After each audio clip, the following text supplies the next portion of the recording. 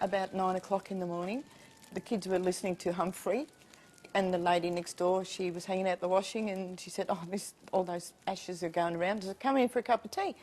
So the kids all heard, the children were watching Humphrey, and then I thought, oh, put the radio on, because they stopped the fire brigade out the front. So what's going on? They said, oh, Mill Road's the least of our worries.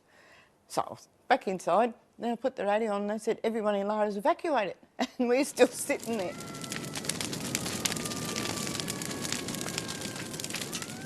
By the time I rang my husband, he came, and he wasn't allowed back into Lara by then. So he came on the medium strip. He drove because he said, my kids are there and I'm going to get them. And it would have been 10 minutes after he got home that the house was gone.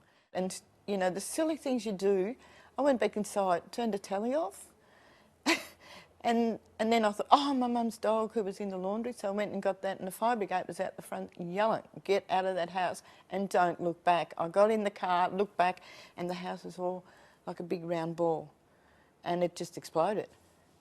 It just went, and the house next door was brick, and that just melted.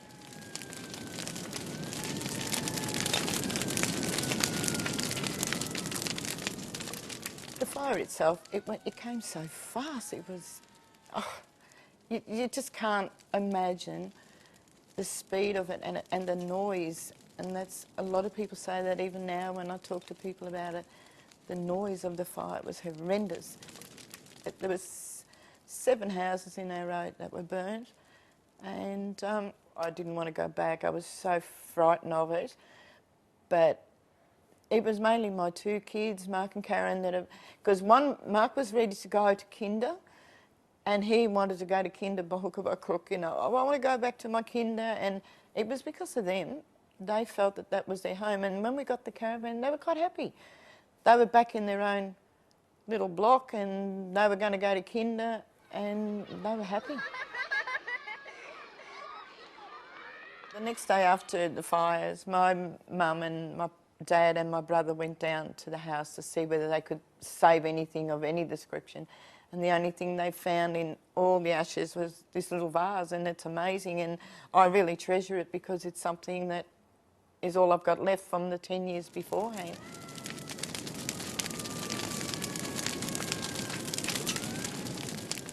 On the 11th of January, we're having a reunion at the Lara Fire Hall, and it's just to have a memory of 40 years ago and to meet up with people. There's a lot of people that have passed away already, and so it'll be sad and it'll be good. And I really think maybe it's closure. Maybe we should have had this, like at the 10th anniversary of it. Maybe we should have had it a lot earlier, because a lot of people are now saying, I want to come because it'll be closure.